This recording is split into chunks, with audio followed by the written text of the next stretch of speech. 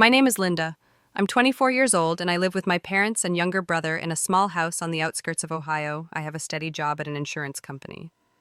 The salary isn't high, but it's enough to cover the electric, water, internet bills, and most of the household essentials. In fact, if I hadn't been handling the expenses, the heater would have stopped working last winter. That Christmas Eve, I came home after my shift, still wrapped in my thick coat with the scent of coffee lingering on my sleeves. The Christmas tree was lazily decorated, with old string lights from 3 seasons ago. My mother, Patricia, was setting down a plate of ham on the table. My father, Frank, was already sitting at the head of the table holding a wine glass, staring at the ceiling light as if it held the answers to his life.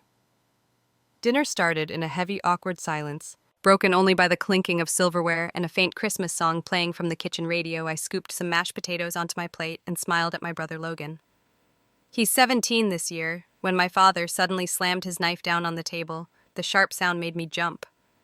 "Linda," he said, locking eyes with me.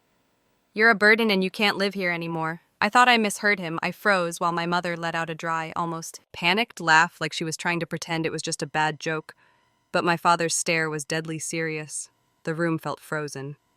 Logan stopped midair, his fork still holding a piece of chicken. He stared at me, wide-eyed, as if he couldn't believe what he just heard.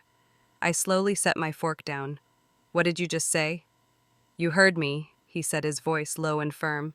"You've stayed here long enough. This is my house, and I'm saying enough is enough. You need to move out."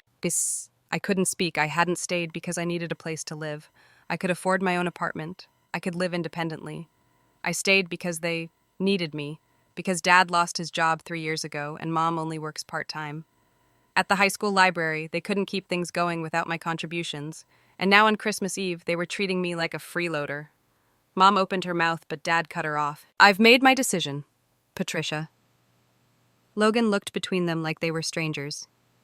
"If they can kick her out this easily," his voice cracked. "Who's next?" I took a deep breath. I didn't want a scene. I didn't need to shout or cry. If they wanted me gone, I'd leave, but they should be ready for the cost of that decision. I leaned back in my chair, staring at them. "All right." Dad smirked slightly like he'd just won some silent war in his head. Mom kept her head down, silent. Maybe she was stunned. Or maybe she stopped caring a long time ago. I got up and carried my half-eaten plate to the sink. I didn't want to spend another minute at that table. Before leaving the kitchen, I turned to Logan and gave him a small nod. He was the only person left in that house I cared about. No one said a word. Only the clinking of utensils continued, but it seemed like no one had an appetite anymore. I went upstairs, closed my door, and started packing my clothes. No tears, no complaints. They wanted me out, so I would go, but starting tomorrow, that heater would go silent, and this house would truly be cold in every sense of the word. I shut my bedroom door, the creaky hinges sounding like a final goodbye. I wasn't even thinking about arguing or begging. They had made their decision, and so had I. No announcements, no explanations, just action. I pulled my suitcase from under the bed, opened my closet, and began folding clothes. Every shirt, every notebook, every little accessory I had bought with overtime pay, all packed into the silent suitcase. This room once comforted me when the world felt too heavy. Tonight it was just a shelter for someone no longer welcome. As I folded my last hoodie, a soft knock came at the door. Linda Logan's voice was barely a whisper. "Did you lock the door?" I walked over and opened it. He stepped in shoulders, hunched against something bigger than the winter cold. "Are you really leaving?" His eyes were red, but Logan was always strong. He didn't cry, at least not in front of me. I nodded. "They said it, didn't they?" "And I have no reason to stay," Logan sat on the bed looking around the now empty feeling room. "But if you go, who's going to pay for the electricity, the internet? You know they can't afford it." I didn't answer right away. Logan wasn't stupid, he knew. And that's what scared him. I wasn't just his sister. I was the lifeline this house clung to. "I know," I said softly, "but I can't live. My whole life is a walking wallet, Logan. I deserve to breathe too. I deserve a real life." He was silent for a long time before he whispered, "I want to go with you." I froze. "You can't," I said gently. "You're still in school. You're still a minor. They won't let you leave." "Then what about you? Where will you go? Who will you stay with?" Asked quickly, like if I didn't have a perfect plan, I shouldn't leave at all. I exhaled. "I'll stay at Sophie's for a few days. I have enough saved to rent a small place. I always had a plan. I just didn't expect to use it this soon. Logan stared. Down at his lap, hands clenched into fists. They don't deserve you. They don't know what you've sacrificed. I sat next to him, resting my hand on his shoulder. That doesn't matter anymore. What matters is that you don't get dragged down too. Just hold on a little longer. Once you're old enough, I'll help you get out. He nodded slowly, like he was committing my words to memory. You'll still text me, right? Every day I smiled, soft as a promise. As Logan left the room, he glanced back at me one last time. There was something in his eyes that twisted my chest. Not just sadness, but the awful realization that from now on he would live with two people who no longer acted like parents. I continued packing, checking every drawer and corner to make sure I didn't leave anything important behind. By the time I placed my suitcase by the door, it was nearly midnight. The whole house was dead silent, like no one had ever lived here at all. I pulled out my phone, logged into all the bill accounts, and started removing my banking information from each one. Electricity, internet, water, the secondary credit card. I had opened for Mom. I closed them all in less than 10 minutes. No warnings, no explanations, because I had been warning them with my presence for 4 years, and they never listened. As I wheeled my suitcase down the stairs, I saw the living room light glowing through the crack under the door, but no one came to see me off. No one called my name. No apology. I could even hear the TV still playing. They were watching their Christmas program as if nothing had happened. I opened the door without looking back. The freezing wind hit my face like a slap, but I didn't shiver. I just felt free. For the first time in years, I loaded my suitcase into the trunk, slid into the driver's seat, and closed the door. As my hands tightened on the steering wheel, I knew one thing for sure: my life would no longer be dictated by anyone else. And this Christmas night was the beginning of the life I truly deserved. I drove away from the street that had imprisoned me in suffering for far too long. That Christmas Eve, there was no snow. But inside, I was frozen, not from the weather, but from awakening. I used to think I was helping a family, but now I knew I was only enabling their dependence and ingratitude. I arrived at Sophie's place close to midnight. She was a close colleague of mine living in a 2-bedroom apartment just a 10-minute drive from our office. When she saw me, standing at her door with a suitcase and dark circles under my eyes, Sophie didn't ask many questions. She simply opened her arms and pulled me into a tight hug. "Stay as long as you need," she said, then led me into the living room where I would sleep for the next few weeks. The next morning, as the sun rose above the rows of old brick houses, I sat at Sophie's small wooden table, opened my laptop, and began my silent retaliation.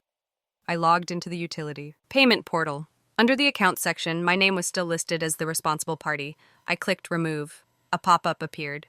"Are you sure you want to leave this account? After removal bills will no longer be automatically paid?" I confirmed. Then came the internet bill, water, gas, and even the Amazon Prime account my mother used to stream movies every night. I removed my credit card, information from every system. For them, my support had become an entitlement. Now they would finally understand the value of what they had taken for granted. I leaned back in the chair and exhaled. Not out of satisfaction, but because for the first time in years, I had done something purely for myself. No more bills to pay, no more being financially exploited under the name of family duty. The next few days passed in rare peace. I went to work on time, had dinner with Sophie, and read before bed. Her small apartment was simple but warm, and more importantly, nobody yelled at me for wanting a life of my own. But that peace didn't last long. On Wednesday afternoon, while I was organizing files at the office, my phone buzzed nonstop in my pocket. 5 missed calls from Mom, 2 from Dad, and 1 text from Logan. The power's been shut off. Dad screaming all over the house. I didn't reply, not because I didn't care, but because I had cared too much for too long. An hour later, another message came from Mom. "Linda, what's going on? The internet's down, the TV won't turn on, and your dad's furious." "What did you do?" I read the message without a shred of guilt. They wanted me gone. They shouldn't expect me to keep funding the home that no longer had a place for me. That night, while Sophie and I were making a simple dinner, the phone rang again. I wasn't going to answer, but instinct told me to pick up Linda. I don't know what's happening. The power's out. The bills haven't been paid, and we can't even watch Netflix anymore. Mom's voice trembled, full of fear and confusion. "Who do you think has been paying for all that the past 4 years?" I asked calmly. Silence. Then Mom's voice, soft almost, guilty. You. But your father thought. Exactly. I cut her off. You believed what Dad said. Now both of you need to live with your choices. I hung up. At the time I thought it was over. I assumed once the services were shut off, they'd adjust. But I had underestimated Dad's dependence and pride. The next day I got an email from the bank alert, suspicious login attempt. From an unfamiliar device I checked immediately. 3 failed login attempts, followed by a password reset request. My heart sank. One name came to mind. Dad, I called Logan. His voice was low and tense. Linda, I think Dad's trying to get into your bank account. I saw him holding Mom's old notebook where she wrote down passwords. I gripped the phone tighter. Thanks, Ty, I'll take care of it. I sat down and began changing every password. Bank accounts, emails, streaming services, even food delivery apps. Layer after layer of security went up a silent message. I was no longer the obedient daughter they could control. I thought after updating everything, activating 2-step verification and removing all access, it would end. I hoped they would learn to fend for themselves, but I was wrong. My family didn't know how to live without someone to blame, and without me to target. They spiraled 3 days after I left. Logan texted during my shift. Internet got cut off this morning. Last night Mom had to cook on the gas stove because the microwave's dead. This morning Dad punched the fuse box. I didn't reply. I simply put my phone down and took a deep breath. I knew that house was sinking into chaos, and I knew this was just the beginning. That night, leaving the office, I saw 6 missed calls from Mom. By the 7th, I picked up.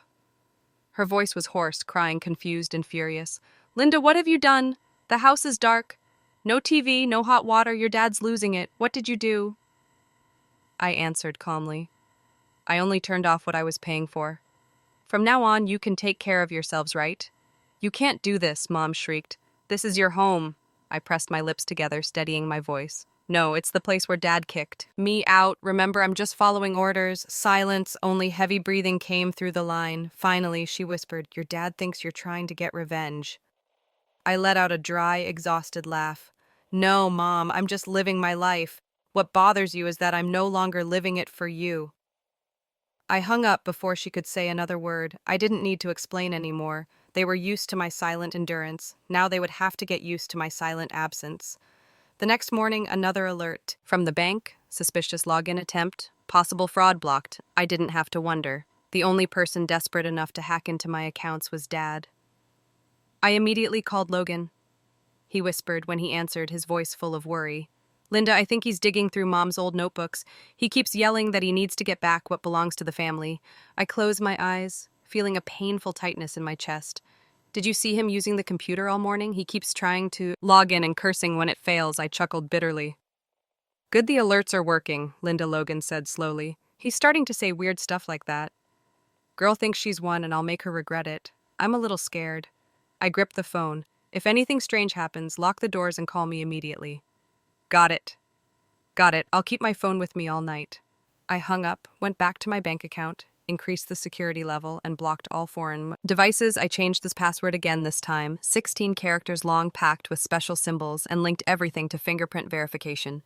No more loopholes. That night I didn't sleep well. Annoying unease sat heavy in my chest, a feeling that this wasn't over, and I was right.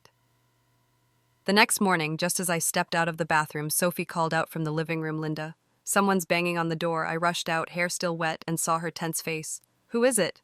Not sure, but he's pounding hard. I crept to the peephole. My heart dropped. It was my father. He stood in the hallway, fists hammering the door, eyes bloodshot, voice echoing. Linda, open up! You think you can just walk away? Sophie looked at me, panicked. Are you calling the police? I nodded, already dialing 911. As the call connected, I stared at the shadow pounding outside and thought, you pushed me out of your house. You don't get to force your way into my life now. I pressed the phone to my ear as Dad kept slamming against the door, shouting, Linda, you think you're so righteous? You think leaving solves anything? Sophie stood trembling behind me, clutching the door key but frozen in place. I nodded reassuringly, then turned back to the phone. Yes, he's my father, but he's threatening me and trying to break into my friend's apartment. The dispatcher stayed calm. Officers are on the way. Stay inside and do not open the door. They'll arrive within 3 minutes. I hung up my heart, pounding, but my hands steady on the lock. Through the peephole I saw Dad pacing, the hall muttering, shouting, hammering the door. Ungrateful. After everything I did for you, Sophie whispered behind me. This has gone way too far. I nodded. I know, but he needs to understand he has no power over me anymore. The sound of sirens pierced the air. As red lights flashed down the stairwell, I heard the heavy steps of officers running up. One knocked gently on the door. Police open. Up, stay calm. I opened the door and stepped aside. The police officers entered, speaking firmly to my father. Sir, you are disturbing the residents and causing a public disturbance. We need you to leave immediately. My father turned to them, his face flushed red. She's my daughter. I have the right to talk to her. One officer kept his tone calm. Not like this, sir. Your daughter called us because she felt threatened. If you don't leave immediately, we will have to act according to the law. I'm not going anywhere, he roared, suddenly lunging toward me as if trying to force me to listen. I stepped back, my palms clenched, feeling my heart pounding wildly in my chest. Immediately, the two officers restrained him. Sir, please maintain your distance. She owes me. She has no right to treat me like this, he shouted, his voice twisted in rage. I'm her father. I have rights. That sentence, I have rights, echoed in my mind like the final blow. For years he had used those exact words to impose control and manipulate. But today I was no longer the 17-year-old girl cowering at the dinner table, afraid of his next outburst. I owe you nothing, I said clearly, locking eyes with him. You chose to push me out of this family, and now you will have to live with that choice. The officers placed their hands on his shoulders, instructing him to turn around. As the cold handcuffs clicked shut, I saw the look in his eyes, no longer that of a father, but of a man who had lost control. Linda, you will regret this, he hissed. You will pay for betraying your family. I said, nothing. I just stood there watching him being led away, his furious shouting echoing down the long hallway. When the door finally closed, Sophie stepped closer. Are you okay? I nodded, though my throat was tight. I'm okay. I just didn't think it would come to this. You did what you had to do, she said, giving my shoulder a reassuring squeeze. Sometimes you have to be strong enough to walk away from the things that hurt you. Most.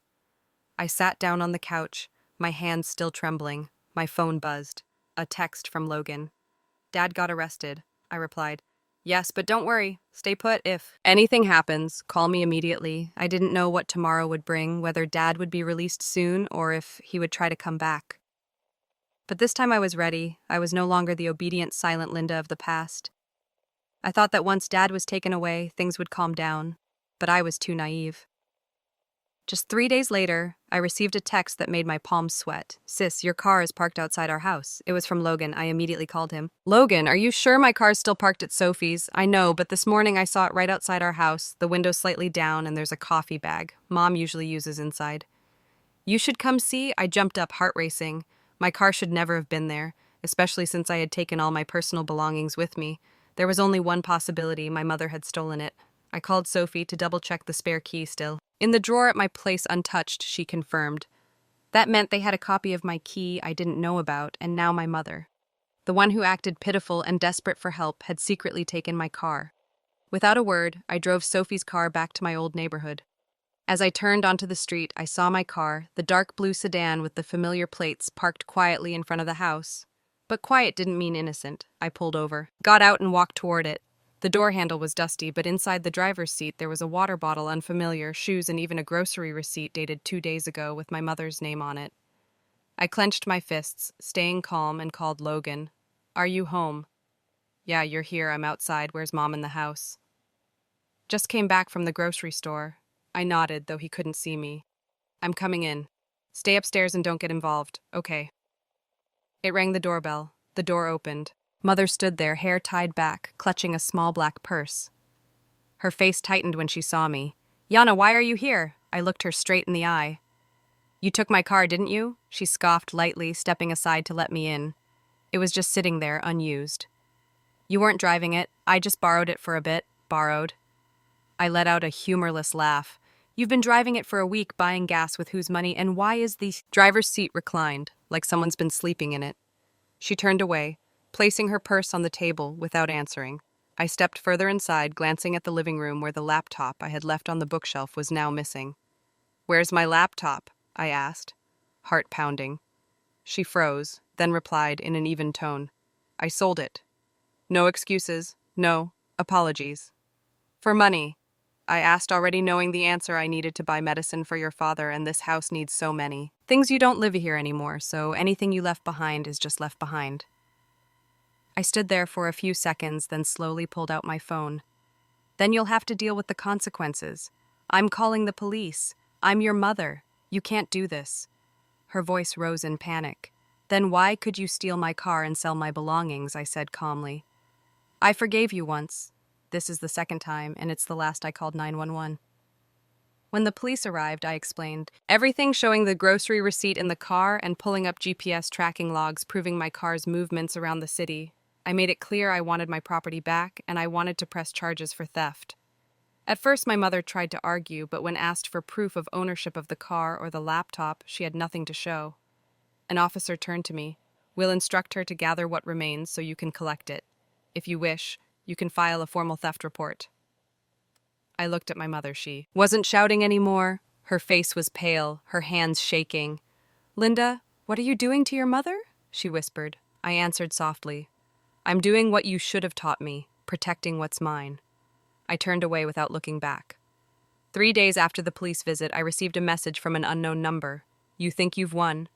You'll regret betraying your family. I stared at the screen. The short, chilling message made my spine stiffen. No signature, no name needed. I knew exactly who had sent it, Dad. I checked the county jail records through the public portal. My heart pounded when I saw the red letters released on bail.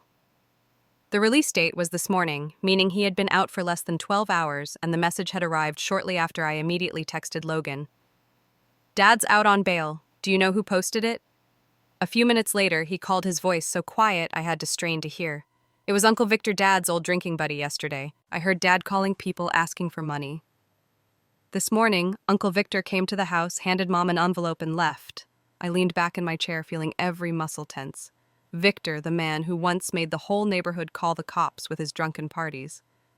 If he was the one who bailed Dad out, this wasn't just a rescue, it was an alliance. And maybe the beginning of something far worse.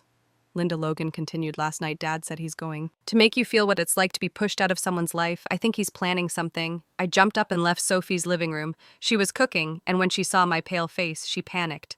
What's wrong? My dad made bail, and he just sent a threatening message. Sophie's face changed instantly. Linda, you can't stay here anymore. If he knows this address, you think he'll come back? I asked. Even though I already knew the answer, someone like him doesn't accept defeat. He already got arrested once for storming this apartment. Now he's got nothing to lose. You have to leave tonight.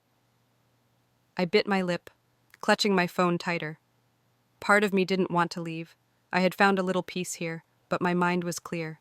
If I didn't leave, now something worse would happen. I nodded. Give me a few hours, I'll pack. Sophie gave me a quick hug. That evening I called a coworker. Named Rachel, who had once offered to let me stay with her when she heard I didn't have a permanent place yet. I had turned her down before because I didn't want to burden anyone. But now, there weren't many options. Rachel immediately said, Yes, bring your stuff anytime. There's a spare room. You don't need to explain anything. I packed quickly and silently, not much, just a few clothes, my laptop, personal documents, the most important things. The rest I would come back for later if I got the chance. As night fell, Sophie and I loaded everything into the car. Before we left, I double-checked the security system one last time. Cameras, smart locks, phone alarms, everything was set. Sophie put a hand on my shoulder. I'll call the police if anything weird happens. Don't worry about me. Take care of yourself first. I nodded. Before getting into the car, I looked back at the building one last time. Tonight, I wasn't running away. I was choosing to keep living the right way. On the drive to Rachel's place, my phone buzzed again. Another message from the same number. You can run, but you can't hide forever. Family is forever. Linda. I didn't reply. I simply took a screenshot and sent it straight to the police department along with my previous report. In the description box I typed, each word carefully, I am being threatened by the man who used to be my father. I no longer feel safe. I knew he wasn't going to give up easily. But I also knew something else. I was no longer the daughter who silently endured. If he wanted to make me a target this time, I would be a target that fought back. That weekend morning, I returned to the old house, the place I once called home, to retrieve what was left. I didn't go alone. A police officer accompanied me under a civil standby order I had filed 2 days earlier. Logan was already waiting on the porch. He held a small backpack, his face showing how exhausted he was. Are you sure you want to go in alone? he asked quietly, like even a loud noise might bring all the bad memories rushing back. I nodded, then turned to the officer. I'm only here to collect my things. If they interfere or touch me, please intervene immediately. The door opened. My mother sat on the sofa, clutching her purse like it was the last thing she could control. My father stood in the kitchen, his gaze cold and silent. I didn't look at them. I just walked straight upstairs to the room that had been my only refuge for 4 long years. The old closet had been emptied, my belongings stuffed into 2 plastic bags. Some personal items, books, keepsakes, old photos were scattered across the floor. I picked everything up, packed them into my suitcase without letting myself think too much. They were no longer pieces of home, just remnants of a life I had already stepped away from. When I came back down, dragging my final suitcase, my mother stood up abruptly. You're not going to say anything. After everything, you're just going to leave in silence. I paused but didn't turn around. My voice was even emotionless. I said plenty in the past, and you never listened. It was your father's fault, not mine. I turned, looking her directly in. The eyes for the first time in months, you stayed silent while he humiliated me. You stood by when he kicked me out on Christmas Eve. You sold my belongings like I didn't even exist. And you think I owe you a goodbye. She didn't answer. Her gaze dropped to the floor as if trying to disappear. My father stepped forward, still full of anger. You think cutting ties is the solution. You're tarnishing your own family. I gave a small, cold laugh. No, I'm just living what this family taught me. If you're not respected, don't stay. I pulled a folded document from my pocket, a copy of a restraining order petition. If either of you sends another message, shows up where I live, or tries to access my accounts, I'll file this immediately, and next time it won't. Just be a polite knock from the police. The officer standing beside me nodded in confirmation. We've made a note in the record. Any further threats will be handled seriously.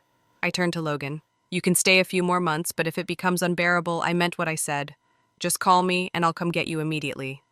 He nodded without saying a word. Between us, there was a trust that didn't need to be spoken. I left that house for the last time without looking back. I didn't want to carry any more glances with me, not from my mother, not from my father, not from the memories that had once weighed down my heart. That same day, I changed my phone number, canceled every account connected to the old address, and moved in with Rachel permanently. She helped me sign a lease for a small apartment near my company. Quiet, bright, and most importantly, safe. They completely cut off contact with my family. No more messages, no more surprise calls, no more fear every time the doorbell rang. I spent the next few weeks rebuilding everything from scratch, opening a new bank account, buying a new laptop, setting up a new workspace, hanging up each picture on the wall myself. Every small action felt like a declaration. I had chosen this new life, and I deserved it. I knew that one day they might try to reach out, maybe through a handwritten letter, a distant relative, or some story leaking onto social media, but I also knew this time I wasn't going back. 2 years have passed since I firmly walked away from my old family, as if cutting out a festering tumor from my life. I have built a new life, small, peaceful, and entirely mine, but deep down I always thought about the one person still trapped there, Logan. He tried his best. He lived quietly in the house. I once called home, enduring Dad's unpredictable anger, Mom's endless complaints, and the suffocating coldness that hung over the family. Every time he texted me, Logan tried to sound okay. I'm fine, sis. It's all right. I'm used to it. But I knew no child should ever have to get used to being treated like a burden, like an unwanted shadow in their own home. I kept my promise. I was always just one call away. But Logan was different from me. He wanted to leave with dignity on his own terms. I'll hold on until I'm 18, he once said. I don't want them to say I gave up halfway. And then that day finally came. When Logan turned 18, he didn't throw a party or post anything online. He simply sent me a short text. Sis, I'm ready. I picked him up the next morning. The black backpack on his shoulder held only a few clothes, a couple of books, and a small framed photo. A picture of us from when I was in college. No one came to see him off. The old house sat silent, windows shut, tight curtains drawn, as if even the sunlight might reveal the emptiness inside. Not taking much with you? I asked as we loaded his bag into the trunk. Logan shrugged and gave a soft smile. The rest isn't worth bringing. He moved into the dorms at the community college where I once studied. I helped him with enrollment, bought him supplies, and we had a simple dinner at a noodle shop nearby. We sat across from each other, smiling like two people who had finally woken up from a long nightmare. "Do you think they'll try to find you?" I asked without meeting his eyes. "Definitely," Logan replied, surprisingly calm. "But I'll do what you did, cut them off. They don't have any power over me anymore." I squeezed his hand tightly, unable to hide how proud I was of him. Since then, we've stayed in close contact. Sometimes he calls just to brag about a good grade or to laugh about a weird roommate or a professor obsessed with iced coffee. But every time he calls, I can hear it, his voice getting brighter, freer, no longer weighed down by anyone else's expectations. And my parents. After Logan and I left, everything completely collapsed. Dad couldn't hold down a job for long, constantly fighting with bosses, quitting, then moving to another dead-end job. Mom took a part-time position at a small grocery store, but her paycheck couldn't even cover the bills within a year. They were evicted from the old house for unpaid rent.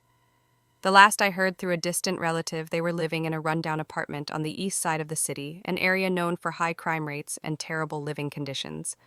They sent a letter to my old address, passed through someone we barely knew. Inside was a short, bitter paragraph filled with blame and a few desperate pleas, but I didn't respond. There was nothing left to say and nothing left to give. Everything I had, I used to rebuild my own life. No more debts to the past. One autumn afternoon, Logan and I sat by the river after class, the breeze playing with our hair, the setting sun painting the sky orange. He turned to me and smiled. "You know, no matter what happens, I'm grateful I have you. If it weren't for you, I probably wouldn't believe I could live a different life." I squeezed his hand and looked up at the vibrant sky. And I know this for sure. Nothing is worth sacrificing yourself for people who refuse to change. We didn't need a traditional family. We just needed each other. Two kids who once lost their way, now walking forward on a path no one could force us off. Our story isn't just about leaving a toxic family behind. It's proof that we have the right to rewrite our own lives. Sometimes, to find peace, you have to let go of relationships that only bring pain, even if they're bound by blood. Happiness doesn't come from endless endurance. It comes from the courage to stand up and choose yourself, even if it means leaving with nothing but a suitcase and a brand new hope. What do you think about Linda and Logan's decision? Were they too harsh, or was it necessary for their own protection? Share your thoughts in the comments below, and don't forget to follow the channel for more emotional life stories.